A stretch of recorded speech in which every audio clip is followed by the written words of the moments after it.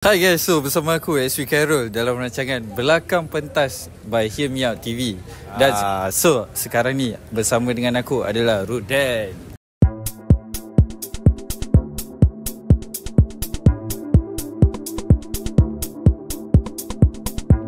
Yo, what's up? T21 draft day. Yeah, so Ruden, aku nak tanya sikit lah. Boleh? Apa update terbaru Ruden sekarang ni? Sebab Ruden kan ada that borderless punya genre. What's your next move?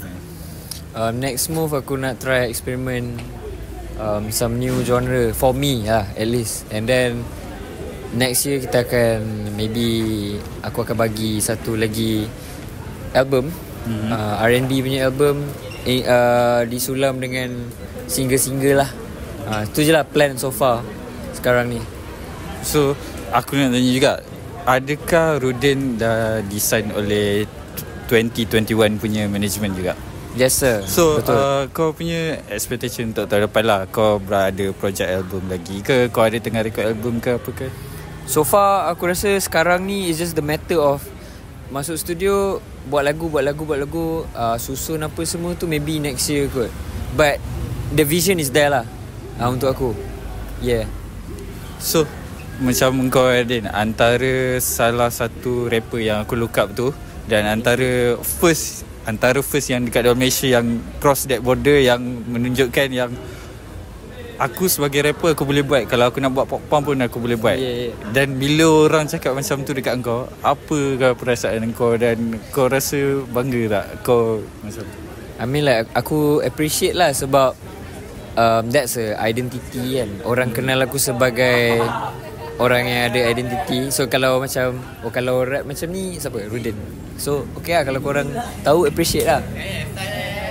So tadi kau perform, aku ada tengok performance kau, sangat-sangat menarik. Apakah perasaan kau bila perform dekat gig ni? Sebab aku tahu kebanyakannya aku banyak tengok yang kau banyak perform dekat festival dengan band semua tu. Dan bila kembali kepada gig ni, apakah perasaan kau bila dapat kembali macam ni? Best, rindu lah. I mean like, kalau sebelum all the festival shit pun, you start here bro. Kau start dengan the community, small, intimate kan. So to be back in this game, best layan, seronok. Lepak dengan orang sana.